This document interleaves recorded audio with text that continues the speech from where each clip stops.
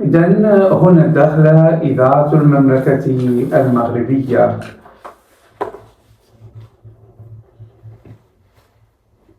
ضيف وحوار. مستمعاتنا مستمعينا، طبتم وطابت أوقاتكم بكل خير. أكيد أصبح معروفا لدى الجميع سواء داخل جهتنا ولا خارجها. معروف عن مدينتنا، عاصمة جهتنا مدينة الداخلة، الجوهرة الزرقاء للأقاليم الجنوبية وأيضا ضواحيها ونواحيها، وخاصة بجماعة العرقوب، أنها كتعرف واحد الامتداد أو توسع عمراني جغرافي كيواكبوا طبعا نمو ديموغرافي كبير، عنده مسوغاته وعنده دواعيه. ضمن حلقة اليوم سنحط الرحال عند فئة لها ارتباط بموضوع السكن والبقع الأرضية، كي يتعلق الأمر بالوساطة العقارية، وتحديدا الوسيط العقاري اللي كان عرفوه في لسان الدارج بسمسار. وخا نفتح نعطي الكلمة لسيبويه، أن أصل هذه الكلمة أصلا فارسية، وياك أننا نتحدث أكثر على هذه الفئة نظرا لأهميتها ونبرزوا فعلا أهميتها وتقديم إضاءات وتوضيحات عن قضايا تتعلق بها، لأن للأسف القليل منا كي يدرك العمق ديال هذا المكان أو القيمة. أنا جيت سعيد أنه يلبي الدعوة مشكورا ومشكورة كل من هشام الشعيبي اللي هو رئيس جمعية واد الذهب للوكلاء العقاريين بمدينة الداخلة وعضو اللجنة الوطنية للوكلاء العقاريين بالمغرب. سي هشام، مرحبا بك في إذاعة الداخلة. شكرا أستاذ أحمد العهدي وشكرا على الاستضافة. نعم تستحقها، وكنشكرك انت على وطبعا بنفس الحراره كنحيي ضيفتي وضيفتكم الكريمه منتنا فاطمه الزهراء خضري، اللي نذكر بانها عضو المكتب التنفيذي للجمعيه وايضا عضو اللجنه الوطنيه للوكلاء العقاريين بالمغرب. مرحبا بك استاذه فاطمه الزهراء. بيك وهلا استاذ، وتبارك الله عليك، ونورتي البلاطو بهذه المرحلة الجميلة. تبارك الله عليك. طيب سي هشام، ندور منك بداية أنك تعرف بأهداف إنشاء جمعية واد الذهب للوكلاء العقاريين بمدينة الداخلة. علاش فكرتوا أن يتم إحداثها أو إنشائها؟ صراحة أستاذ الكريم، الفكرة ديال تأسيس جمعية واد الذهب للوكلاء العقاريين هي كانت فكرة من مجموعة من الشباب الصعيد اللي دخلوا اللي اقتحموا هذا الميدان بعد الشباب يعني حاملي شهادات عليا واللي يعني اقتحموا الميدان، وكانت من ضمنهم الأستاذة فاطمة الزهراء خضري اللي هي معنا اليوم، وهي من الداخلة الحمد لله هذه مفخرة. وفكرنا أننا نأسسوا جمعية من أجل تأطير الوكيل العقاري، من أجل الترافع على المهنة، من أجل تنظيم صحيح تنظيم شيئا ما. وهذا الشباب ما شاء الله حامل فكرة جديدة، وهذه هي يعني الفائدة والإيجابية عندنا في المغرب في قانون الحريات العامة وظاهرة 58 صراحة في جميع المهن من حق المواطن أنه يدير، وبخصوص الشباب والشابات، خصوصا الشباب. وحنا حتى الشباب اللي معنا جايين فكرة جديدة اللي هي تأسيس مقاولات، يعني مشى داك السمسار اللي كتكون عنده واحد الرخصة بسيطة، ديك الصورة النمطية التقليدية مع تقديرنا للسمسار، وحتى هما راه غطاو واحد الفترة زمنية وأداو أدوارهم مشكورين. يعني ولو غير المقاولات حاليا المكتب التنفيذي اللي عندنا تقريبا كاملين عندهم دي زونتربريز عندهم مقاولات.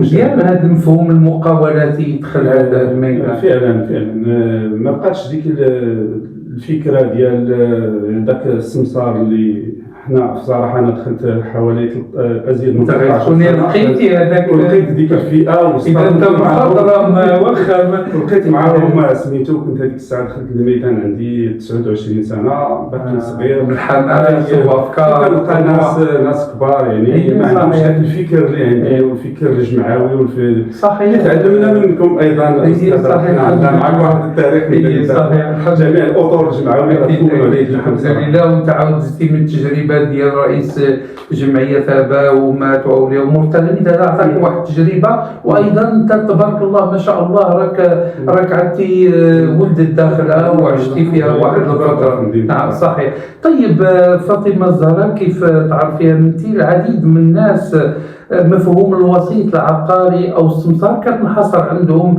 في كونه واحد السيد، وراه شار هشام لواحد الجانب كيكون جالس في محل عاده صغير، كيجيو عنده ناس اللي باغيين ما يكريو او يكتريو او يشريو او يبيعوا ديار او مجازات او بقع ارضيه. اكيد هذا كاين والحمد لله. هادو الناس اللي نحييهم داو في واحد الفتره ما كانش فراغ. واش فيه وظائف اخرى كيديها الوسيط العقاري؟ واش باش تكون وكيل عقاري خاصة توفر فيك بعض الشروط؟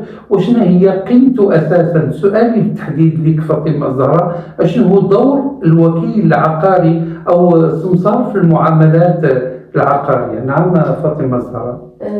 اولا شكرا بزاف على الاستضافه ديالكم. مرحبا. ثانيا بالنسبه للاجابه على التساؤل ديالك فيما يخص دور الوكيل العقاري، كما غنكمل على كلام الاخ هشام بان الوكيل العقاري اليوم او الشباب ديال اليوم بغاو يعني انهم يرتقيوا بهذا المجمع لما احسن من ناحيه اللب ولا كذلك حتى المظهر. الحمد لله كاينه فئه عريضه هنا في مدينه الداخلات يعني كتعمل بصمت اكيد، وكاين كذلك اللي كيكونوا كينشطوا على مواقع التواصل، من اهمهم اولا هاد النقطه غادي نديرها من بعد لان كتخلق شويه ديال التشويش وكنشوفوها من بعد.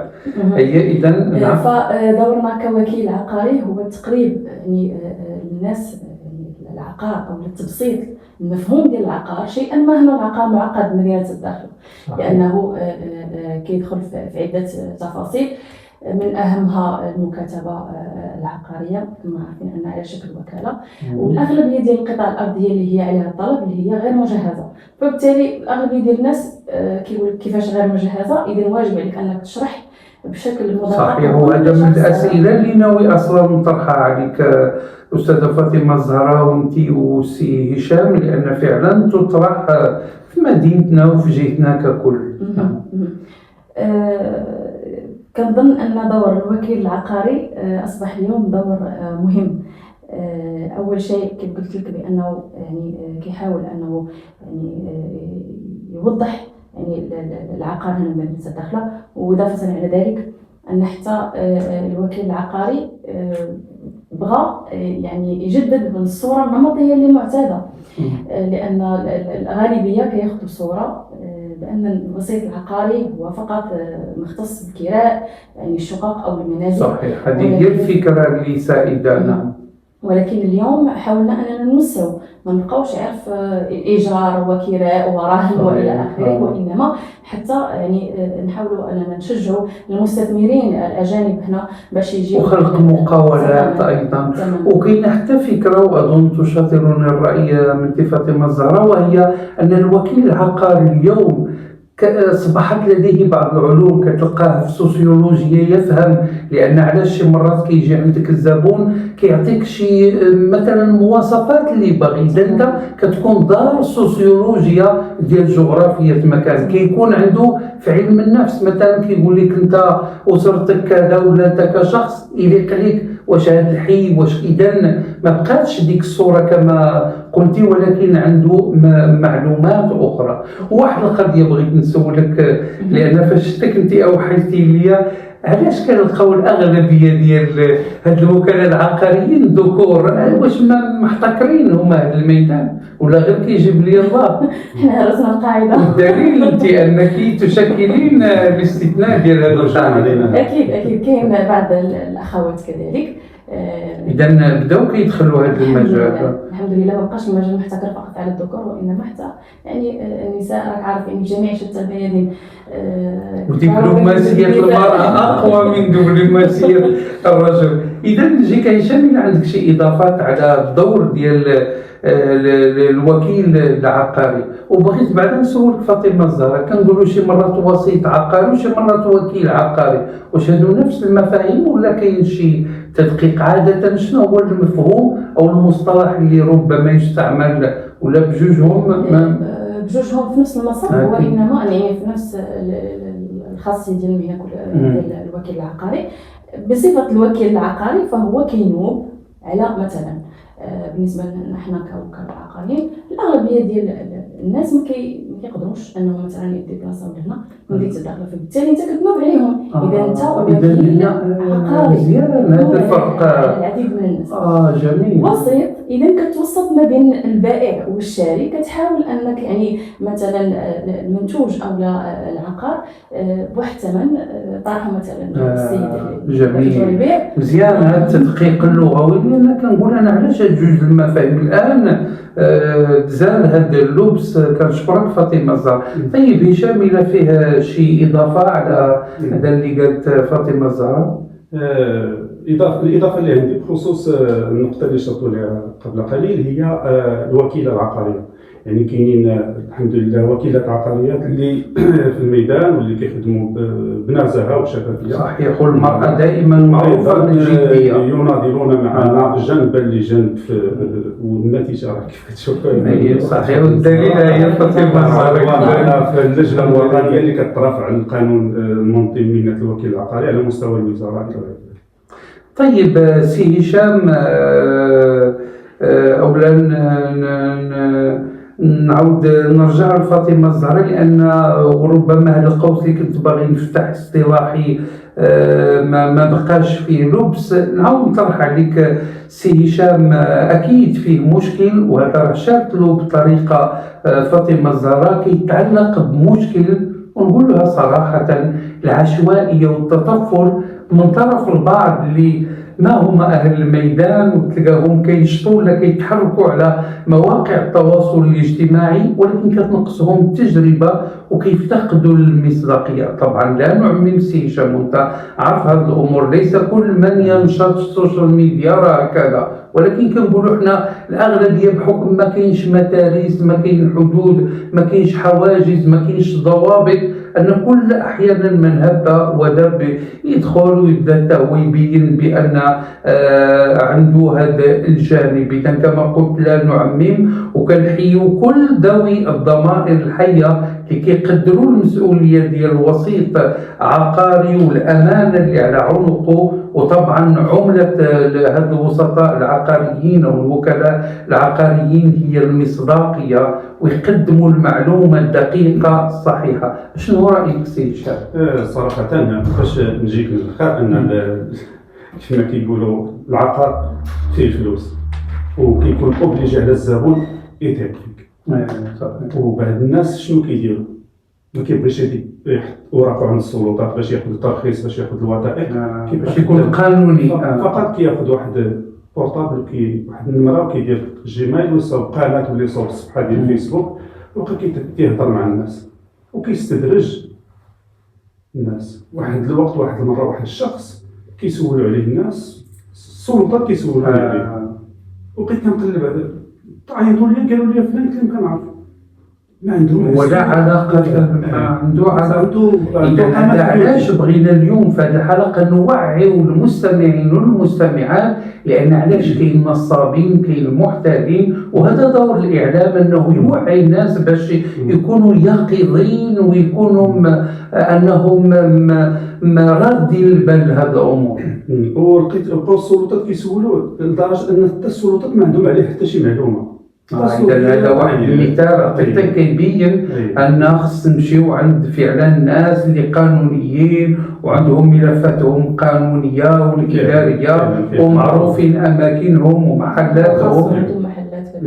نعم عندك شيء عندهم رخص وعندهم إذا ماشي كل من هب ودب كاع اللي باغي هذا من صالح الناس اللي كيستافدوا حماية لهم. صحيح. وراه عطانا مثال هشام، وكاين أمثلة كثيرة ضحايا ديال هاد الناس اللي كيكونوا اذا بالتالي ما نثقوا الا في الناس اللي هما قانونيين ونتعاملوا عندهم رخص ومعروفين حتى بمصداقيتهم. هذا ما فيه اشكال. نعم هشام. انا كرئيس جمعيه كيتصلوا بيا مجموعه ديال الناس اللي بعض المرات كيتنصب عليهم، كيقول لك راه تنصب عليا من طرف واحد السمسار او لا واحد الوسيط. هو كيعتقد انه راه عندكم شكون هو فين عنده المحل، كيقول لي راه ما عندوش المحل. كنقول له كتعرف كنقول له اسمح لي ما كنكملش معاه. اذا هذه دعوه، نعاود نجدد الدعوه للمستمعين والمستمعات ان التعامل في هذه الامور ستكون مع ناس اللي عندهم امورهم قانونيه وعندهم مصداقيه ديال التعامل ديالهم مع ناس عندهم محلات. وطلب الله يسلم الشوكه بلادنا، اما الا تعاملتي مع المجهول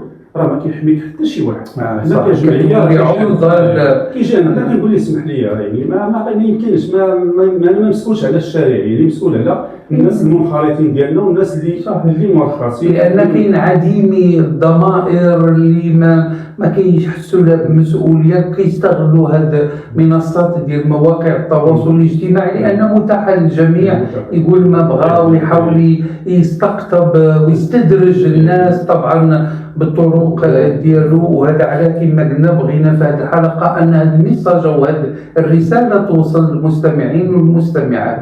ومشكورين من هذا المنبر كنوجه الشكر ديالي للسلطات المحليه. السلطات المحليه في هذا الجانب صحيح، اذا صحيح، لان هذه حمايه للمواطن. شي واحد يفتح مكتب ما عندوش ترخيص كيوقفوا عليه. جميل مزيان. اذا هذا بعد هذه ميزه. اذا كاين يلا صراحه. نعم لست أدري. فاطمة الزهراء هذا ذكرني وحنا كنتكلموا على هذا الموضوع أكيد عنده صلة بواحد الجانب هو وكيتطرح كسؤال حول القانون المنظم لمهنة وكيل عقاري. وانت تبارك الله عليك عندك مستوى ثقافي لهذا. ومن بعد غير نرجع لهشام لان عارفه ان حتى هو عنده في هذا الجانب ما يقول. اذا سؤالي فين وصل مشروع القانون لكي ينظم مهنه الوكيل العقاري استاذه فاطمه الزهراء؟ غادي نجاوبك باختصار. بالنسبه للقانون المنظم اللي احنا حاليا يعني في ترافع عليه واسسنا يعني جمعيات الحمد لله. احنا يعني كما قلتي في بدايه يعني البث باننا اعضاء في اللجنه الوطنيه للوكلاء العقاريين 12 جهه. وهذه مفخره جيتنا بصراحه الحمد لله. كيف قلت لك بان 12 جهه بالمغرب ماشي سهله انها تجمع يعني في كيب واحد. كلنا نطالب بتنزيل قانون المنظم للمهنه اللي هو 36/17. اكيد راسلنا الوزراء راسلنا تنزيل باش نحدوا من هذه العشوائيه. اول شيء باش الحق الوكيل العقاري يكون كيخدم هو مرتاح صحيح، لان كنتعرضوا لواحد الاكراهات كثيره من اهمها حقك كيتهدم الى بغى. وهذا هو الدور ديال القانون المنظم انه كيقنن وكيضبط وكيسد الباب على هادو اللي كيرتزقوا متطفلين طبعا. طيب سي هشام تبان باغي تقدم اضافات وانا عارف انك ضبط القانون المنظم للمهنه بحكم انك تبارك الله عليك كنت عضو في جمعيه وطنيه وعندك تجربه وسبق لك حضرتي لقاءات مع قطاع الوزاره المعنيه. ما كانتش بدايه بعد تذكرنا بهذه التجربه ديالك في هذا الجانب عاد انك تقدم اضافات حول ما اشارت له فاطمه الزهراء حول القانون المنظم. مزيان نعرفوا حتى التجربه اللي دزتي منها وتغني ما جاءت به فاطمه الزهراء. صراحه انا سبق لي في 2013 2014 كنت عضو في المكتب التنفيذي ديال واحد الجمعيه وطنيه. ومن بعد كنت عضو مؤسس في الاتحاد الوطني للوكلاء العقاريين في المغرب. كنت قريب من النقاشات دائما حنا في تواصل مع الوزاره من ديك الساعه الى لحد الان. وباقي القانون المنظم من ديك الوقت الى حد الان في الامانه العامه للحكومه.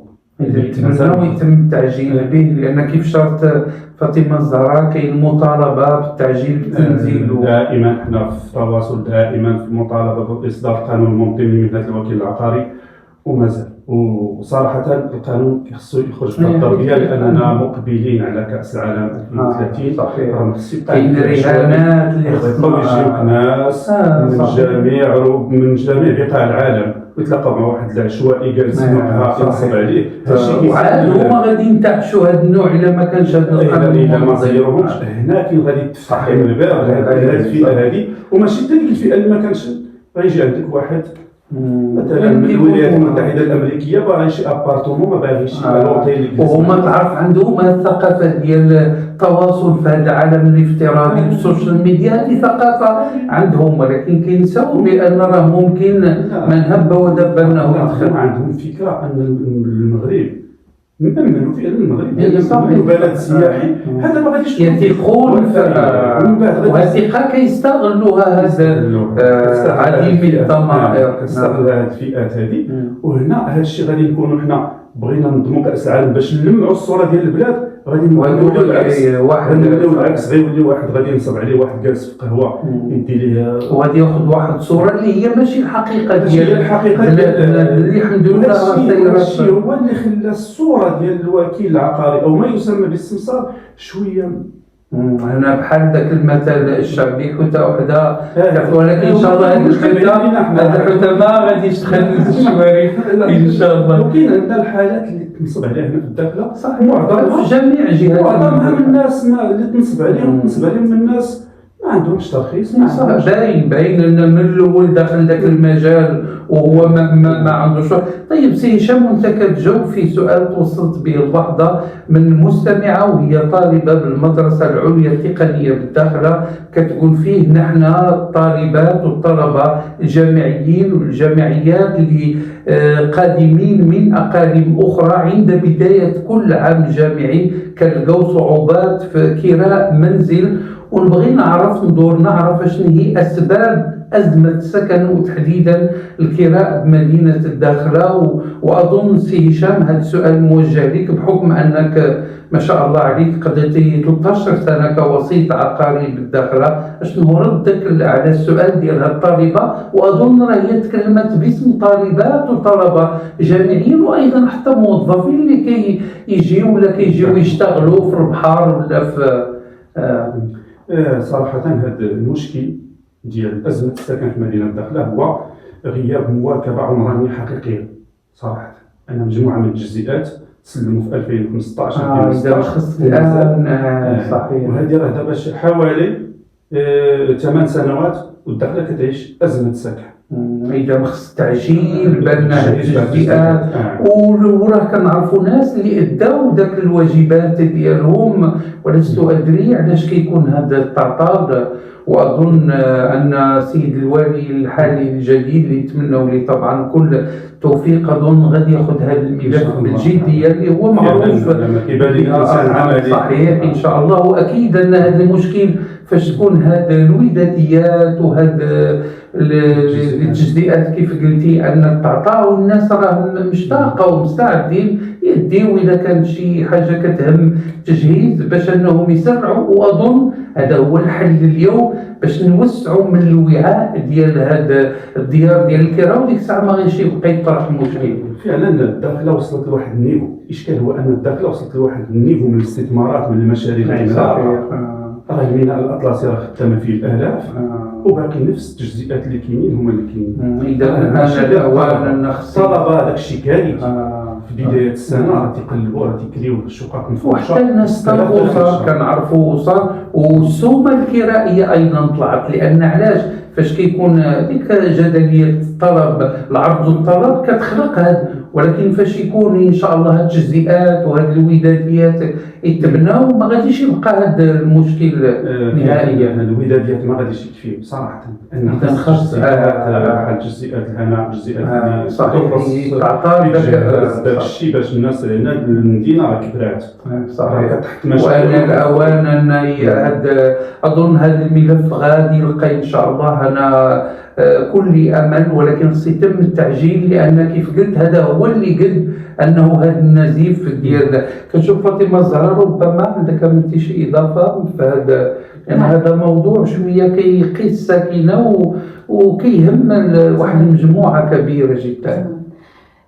بالنسبة لنا كوسطاء عقاريين أو وكلاء عقاريين فكنتلقاو ما يقارب 10 طلبات أو أكثر في اليوم الواحد للكراء.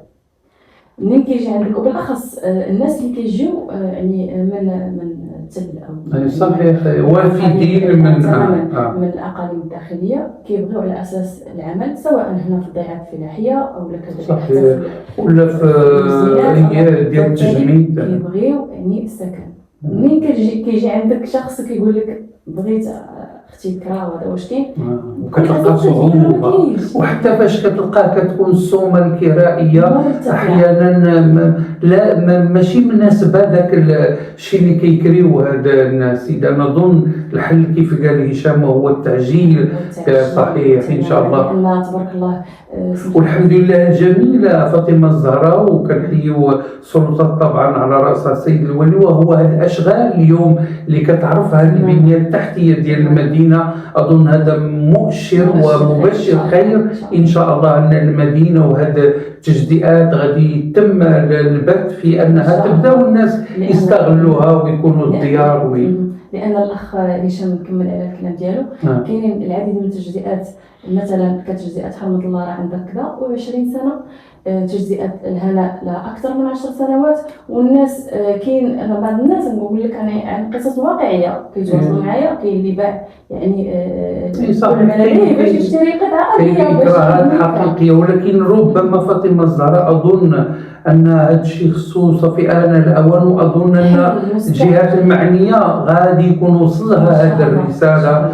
طيب وانا كنتكلم معك الاستاذه فاطمه الزهراء جاني سؤال واكيد كيطرحوه جل ساكنه جيتنا كيتعلق بمعرفه كيفاش كنكتبوا العقار، مع العلم ان اغلب العقارات في مدينه الداخله وهذا شرط ليه غير محفظه. نعم فاطمه الزهراء.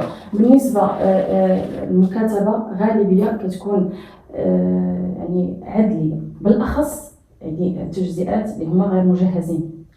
نفتح قوس غير مجهزين لأن ماشي الكل كيعلم بهذا غير مجهزين. يعني كتعطى بقع أرضية ولا قطع أرضية للاستغلال تماما، يعني غير بها صرف صحي لا كهرباء إلى آخره. فالمكاتبة كتكون يا إما عند السادة العدول أو لا عند الموثق أو لا عند المحامي المقبول لدى محكمة النقد. إذا هادو هما. وبالنسبة للأملاك المخزنية كتكون شي وثائق كيتعطوهم تماما. بالنسبة لهذه القطع الأرضية كما قلت لك غير مجهزة فهي عندهم خطوات بسيطة وقبل أي مكاتبة، ولا بد كيلتجؤوا الإدارة ديال الأملاك المخزنية من أجل يعني تأكيد المعلومات، يعني هذه الوثيقة أو هذا التوصيل اللي حنا كاين عند السيد المستفيد الأول باش تحول. وهذا كله كيف شرح هشام هذه هي الحماية ديال المستهلكين والزبناء بهذه الطرق. تماما. وكنتمناو أن هذا العقد ديال الوكلاء أنه يتغير في أسرع وقت ويصبح عقد بيع وشراء يكون أفضل وأحسن وأأمن أكيد. صحيح، وهذا هو المطلوب. وهذا على هذه الحلقة خصصناها مباشرة عبر أثير إذاعة الداخلة. سي هشام أحيانا حتى لا أقول كثيرا يقد هذا عادي لأن كاين علاقات بشرية إنسانية يقد يوقع سوء تفاهم بين وسيط عقاري وزبون. أولا نبغيك أنت من خلال تجربتك اش هي بعض الإشكالات باش حتى المواطنين أننا نوروا الرأي ديالهم باش حتى هما يعرفوا كيفاش يتعاملوا مع الوسيط العقاري، وهذا الوسيط العقاري كيفاش حتى هو باش يوقع هذا التفاهم وما يكونش سوء التفاهم. عادة شنو هي بعض الإشكالات اللي تقدر توقع حيت ما بغيناهاش تبقى توقع؟ أولا بالنسبة المشاكل اللي كان يوقع فيه الوكيل العقاري او الوسيط العقاري مع الزبون هو قبل ما كيلقى العقار او داك الشيء اللي بغا كيجيك في صفة موسى. ملي كيقضي الغرض كيولي لك فيه عام. هذا هو المشكل. خص يتم التحديد بينك وبينه واحد لان كيكون عقد. لا احنا ما كنبغوش ان معظم لا غير عقد هكا بعد على الشفاعه ان الى درت كذا غادي هو يلتزم كذا وانت كوكيل عقاري. اظن حتى هذا الحوار واش كيكون في البدايه كيكون فعلا كيتفق مع على واحد الظروف اللي تيقول لك لا انا ما بقاش ليا وانا هذا الشيء او كنلقاو المعلومه انك عطيتيها عطيتيه المعلومه. اظن هنا كيكون حنا عندنا لجنه كنسميوها لجنه الامين، فيها مجموعه من الاخوان، يعني فين ما كيكون شي مشكل مزيان المشاكل وحتى كينتبه الوسطاء ديالنا حتى هما كيديروا اخطاء. هادشي علاش بغينا حنا باش نجربوا على الامور كيدير شي اخطاء ماشي سواء عن قصد او عن غير قصد. كيجي كياخذ مثلا واحد العربون وفي الاخر كيبقى يهبط ويمشي مع السيد ويزوق الطوموبيل ويدير هذا مزيان هشام انك صريح. وفي الاخر تيقول لك انا راه هذا العربون ما غاديش نعطيه لك، علاش؟ انا شي 3 ايام ولا 4 ايام ولا 15 يوم انا كنجري بك، واش كنخسر البنزين كنخسر. مزيان تقرب لنا من هذا الشيء حيت حنا ما بغيناش يوقع مستقبلا، وهذا الشيء اللي قلتي راه غير حالات فرديه لا نعمم، اما تبارك الله راه تعاملهم موثوق وفيه واحد المصداقيه وفيه احساس بالمسؤوليه. اما بالنسبه للوكلاء العقاريين المرخصين ما كيدير شي خطا الحمد لله، حتى السيد وكيل جلاله الملك والناس ديال القضاء راه بيد من حديد، ما كيتعاطوش مع شي واحد كتنيهم بالمناسبه لان هذا جانب يجيهم من الناس على شي واحد ب 10,000 درهم راه كيعطوا واحد العقوبه صارمه. جميل مزيان الحمد لله. هذا في حمايه المستهلك. اذا قبل ما نواصل الحديث معكم نستمعوا لواحد الاغنيه ديال عبد الهادي بالخياط وهي جميله، عندها علاقه شويه بموضوعنا، عنوان ديالها بين العمارات. نستمعوا لها ونواصل ان شاء الله. دي واحد اغنيه زوينه، كبرت المدينه وبدينا نصغروا بين العمارات. صافي غير شي دقيقه، اذا بغيت نعطيك كلمه اخيره، اذا تفكرتي اي حاجه ولا كلمه اخيره قولي لي بغيت تنتهي. اذا بغيت نعطي لفاطمه الزهراء نعطيكم نختموا.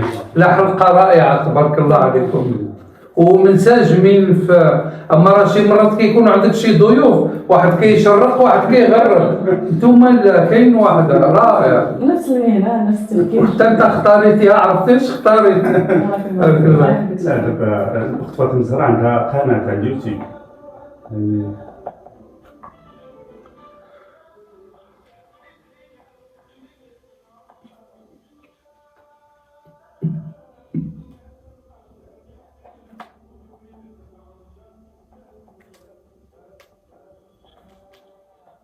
حقا أغنية رائعة بين العمارات لهرم الأغنية المغربية عبد الهادي بالخياط. نذكركم مستمعاتنا مستمعي الكرام أن موضوع هذه الحلقة وكيهم الساكنة ديال جهتنا بإقليميها وادي الذهب وأوسرد، وبالخصوص في الداخلة وفي جماعة العرقوق، لأن معنية أكثر بالنمو الديموغرافي والتوسع العمراني والجغرافي. إذا ما سخيناش بالحديث معكم، إذا كانت فاطمة الزهراء كلمة نختموا بها بالنسبة لك هذه الحلقة. أنا ما سخيتش صراحة بهذا اللقاء الجميل جدا بكم الحمد لله. أولا كلمة أخيرة بصفتي يعني من الداخلة، ولي شرف أنني نكون يعني مرأة مغربية بالأقاليم الصحراوية، نمثل أكيد يعني العديد من الناس بصفتي يعني وكيلة عقارية، وكذلك من منبري الصغير كنتمنى لمدينة الداخلة التوفيق، ونتمنى لمدينة الداخلة اللي هي مدينتي اللي هي كبرت فيها إلى آخره. صحيح، عندك غيرة خاصة غيرة كبيرة على هذه المدينة، كنتمنى أنها تكون من أفضل المدن لأن فعلا هي مظلومة تستحق مظلومة، ونتمنى أنها تكون كجزر المالديف لما لا، وكنتمنى توفيق جميع الوكلاء العقاريين. أكيد إن شاء الله بتضافر جهود الجميع. يلا هشام بك بدينا وبك نختموا إن شاء الله. شكرا أستاذي الكريم. غادي نختم بواحد النداء للمستمعين ديالنا لسكان مدينة الداخلة اللي كنبغي نقول لهم مجموعة من الناس اللي كيتصلوا بنا ملي كيوقع لهم شي مشكل في العقار، تعاملوا مع الوكالات العقارية اللي مرخصة لهم السلطات المحلية. ملي كتعامل مع شي شخص غير في الشارع راه حنا ما كنتحملوش كجمعية المسؤولية، وراه كتصعب حتى على السلطات وعلى القضاء وعلى الأمن كيفاش يحلوا المشكل ويضبطوا هذه الحالات صح يعني راه كاين حالات اللي جاو قدامنا وكيتصلوا بيا وبقاو فيا بزاف صراحه. وما عند كمان من بينهم واحد الحاله اللي اثرت فيا بزاف، واحد السيده من الديار البريطانيه اللي تنصب عليها، الحاله الوحيده اللي اثرت فيا من نهار هذيك 18 سنه من نهار. وكاين في حالات اللي ربما انت كاع ماشي في علمك. اذا هذا الشيء علاش بغينا هذه الرساله وهذه التوعيه توصل للمستمعين والمستمعات. اللي يتواصل معك بلان كتقول لي معاه انت عملتي تيقول لك مع واحد الشخص فين راه تلاقيت معاه في اليوتيوب في الفيسبوك او لا تلاقيت معاه في القهوه او هذا الشيء ما خص هذا الشيء ما بقاش. ملي كيوقع لك ملي كتعامل مع شخص قانون عشوائي او لا متطفل او باش نميزوا بين العشوائي والمتطفل. العشوائي هو اللي ما عندوش محل والمتطفل هو اللي عنده مهنه اخرى وكيدير المهنه هذا مزيان. إذا باسمكم مستمعي الكرام أشكر ضيفي الكريمين سي هشام الشعيبي اللي استضفناه بصفته رئيس جمعية الذهب للوكلاء العقاريين بمدينة الداخلة وعضو اللجنة الوطنية للوكلاء العقاريين بالمغرب. وأيضا بنفس الحرارة كنشكروا كنحيوا ضيفتنا وضيفتكم الكريمة منتنا فاطمة الزهراء خضري اللي هي عضو المكتب التنفيذي للجمعية وعضو اللجنة الوطنية للوكلاء العقاريين بالمغرب. شكرا على حسن إصغائكم ونبل مرافقتكم والسلام عليكم. بارك الله عليكم. بارك الله عليك فاطمة. إذا بغيتوا ناخذوا إلياس بناخذوا غير واحد الصورة أجي دابا هشام حدايا هنا. هذه حلقة زوينة تبارك الله عليك. شوف فاطمة